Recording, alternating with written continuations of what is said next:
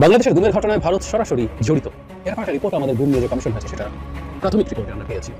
এটা আমরা অনুমান করছিলাম অন্তত দুটো ঘটনা আমাদের সামনে ছিল। একটা হলো বিএনপি নেতা জনাব সালাউদ্দিন আহমেদকে ভারতে পাওয়ার বিষয়ে আটকে থাকা, আরেকটা হচ্ছে জনাব সুখরঞ্জন বালি যিনি দেলোয়ার হোসেন সাইদির মামলার সাক্ষী ছিলেন, তাকে আদালত চত্বর থেকে তুলে নিয়ে গিয়ে ভারতে পাচার করে দেওয়া হয়েছিল, কারণ তাকে ভারতে পাওয়া গেছে এটা আমরা তখনই জানতাম।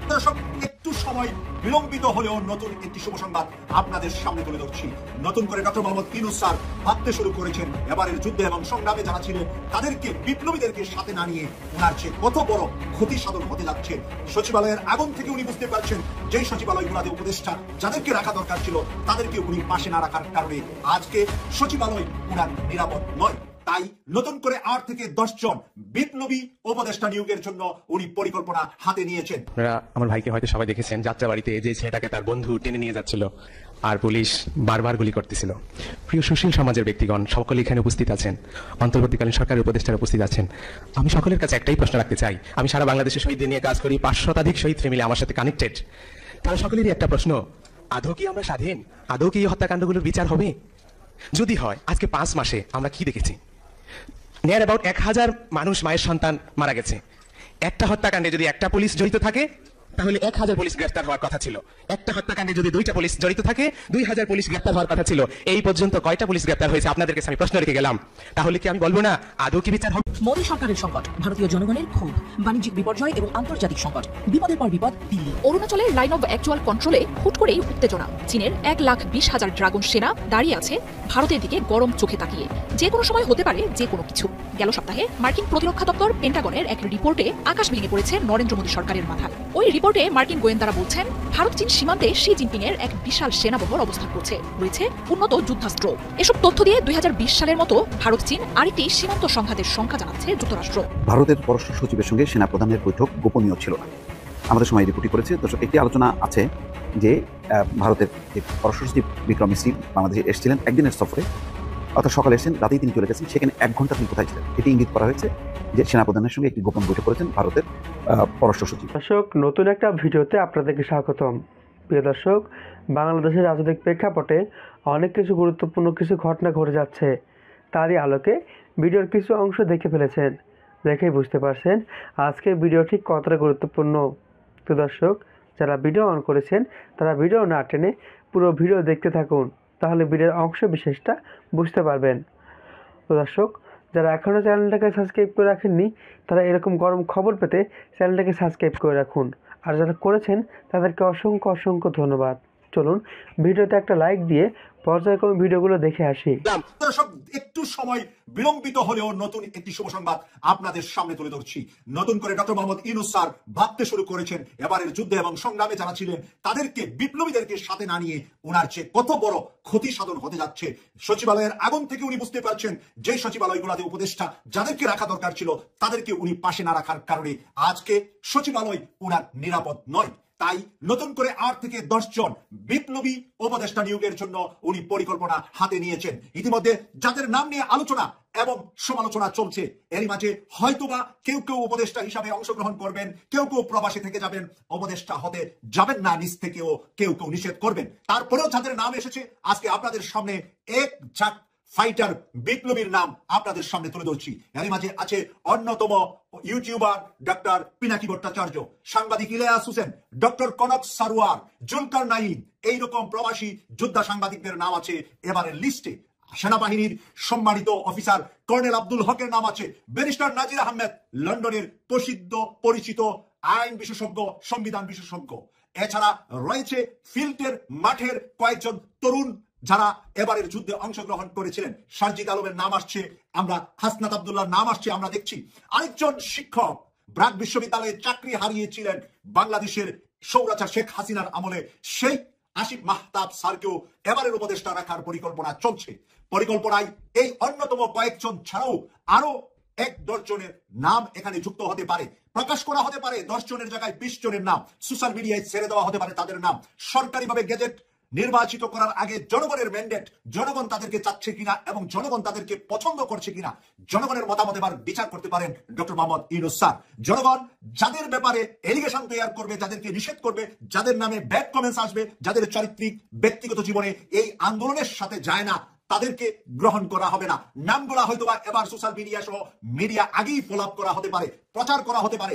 সেখান থেকে আলোচনা সমালোচনার ঊর্ধ্বে থেকে যাদেরকে বেশি মানুষ সমর্থন দিবে তাদেরকেই ইউনূস সরকার গ্রহণ করার এরকমই একটি আলোচনা চলছে, যে এটা একটা গণভোটের মতো জনগণের মতামত, সোশ্যাল মিডিয়ার মতামত নিয়ে যাদের মাঝে সবচেয়ে বেশি যারা জনপ্রিয় তাদেরকেই এই উপদেষ্টা হিসাবে নিয়োগ দেওয়া যেতে পারে। প্রিয় দর্শক, আমরা যাদেরকে আন্দোলন সংগ্রামে পেয়েছিলাম তাদের মধ্যে অন্যতম যারা, তাদের নামই এইবারের লিস্টে আমরা দেখতে পাচ্ছি। তাই আমরা ডক্টর মোহাম্মদ ইউনূস স্যারকে প্রথম শুরু থেকে আমরা যে সহযোগিতা করেছিলাম, আজ ওনার আসল চক্ষু খুলে গিয়েছে।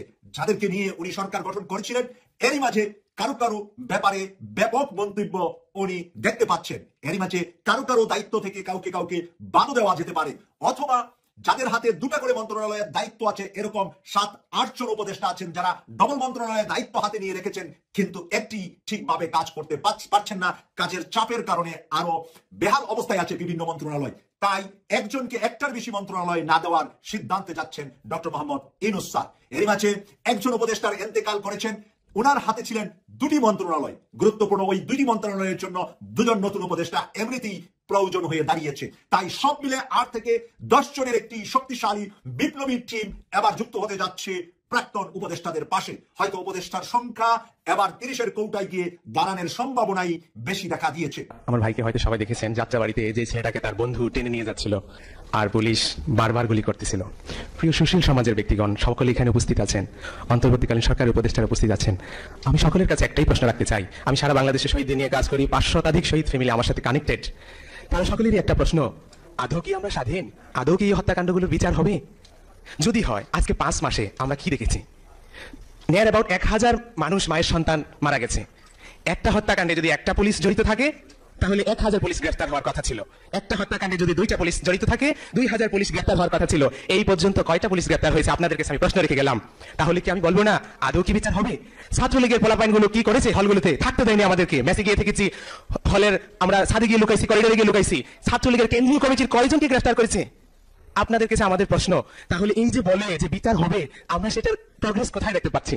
আপনাদের কাছে আমি এই প্রশ্নটাই রেখে গেলাম যে বিচার কি আদৌ হবে? এই পর্যন্ত 23টা পুলিশ গ্রেফতার করেছে। কি ম্যাসাকার করেছে পুলিশ? কিভাবে মানবাধিকার লঙ্ঘন করেছে? পুলিশের সিআরপিসি আইন, 144 ধারা আইন, কোন আইনে নাই এভাবে মায়ের সন্তানদেরকে গুলি করে পাখির মতো হত্যা করবে। তারা যেভাবে পারছে বুকে গুলি চালিয়েছে, মাথায় গুলি চালিয়েছে, যে যেভাবে পারছে সেইভাবে গুলি চালিয়েছে। ইভেন যে যাদেরকে আন্তর্জাতিক অপরাধ ট্রাইব্যুনাল থেকে ওয়ারেন্ট করা আসামি, পুলিশের আইজিপি স্যারকেও যদি বলি, কমিশনার স্যারকে বলি, কমিশনার স্যারকে কি বলবো? উনি 1.5 হাত লম্বা লম্বা ভাষণ দেয় মানবাধিকারের পক্ষে। ওনার আপন ভাতিজা যাত্রাবাড়ি জোনাল এডিশনাল এসপি ছিল, সে 2 শতাধিক মায়ের সন্তানকে খুন করেছে। আমি তাকে দিয়েছি লোকেশন, যে আপনার ভাতিজা উল্লেখ করেনি, বললাম যে সে ট্রাইব্যুনাল থেকে আসামি, তাকে প্লিজ গ্রেফতার করুন। কি করলো? তাহলে আমরা বিচার কোথায় দেখতেছি? প্লিজ মাননীয় উপদেষ্টারা, সংস্কার কমিশনের যারা উপস্থিত আছেন, আপনাদের কাছে আমাদের একটাই কষ্ট, একটাই দাবি, চোখটা বন্ধ করে সেই মায়ের কথা চিন্তা করেন, যেই মা অন্যের বাড়িতে কাজ করে তার সন্তানকে এত বড় লালন পালন করেছে, দেশের জন্য ছেড়ে দিয়েছে, দেশকে স্বাধীন করার জন্য, ফেসিবাদ মুক্ত করার জন্য। সেই বাবার কথা একটু চিন্তা করেন, চোখটা বন্ধ করে, যে নাইট গার্ডের চাকরি করে, সিএনজি চালিয়ে, রিক্সা চালিয়ে তার সন্তানকে এত বড় করেছে, দেশের জন্য, দেশকে ফেসিবাদ মুক্ত করার জন্য ছেড়ে দিয়েছে, দেশকে স্বাধীন করার জন্য। ওদের সংস্কার হবে, নির্বাচন হবে, কিন্তু বিচারের দিকে আপনারা একটু মনোযোগ দেন, বিচারের কথা বলেন। এই পর্যন্ত এতগুলো উপদেষ্টা, এটাই দুঃখ লাগে, কেউ এই বিষয়ে কথা বলে না। 5 মাস হয়ে গেছে, শহীদের রক্তের দাগ এখনো শুকায়নি। আমরা কি বিচার দেখে যেতে পারবো?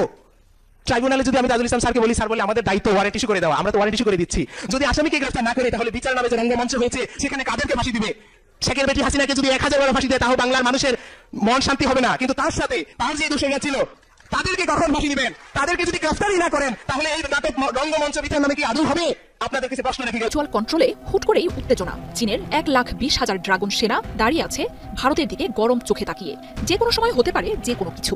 গেল সপ্তাহে মার্কিন প্রতিরক্ষা দপ্তর পেন্টাগনের এক রিপোর্টে আকাশ ভেঙে পড়েছে নরেন্দ্র মোদী সরকারের মাথায়। ওই রিপোর্টে মার্কিন গোয়েন্দারা বলছেন, ভারত চীন সীমান্তে শি জিনপিং এর এক বিশাল সেনাবহর অবস্থান করছে, রয়েছে উন্নত যুদ্ধাস্ত্র।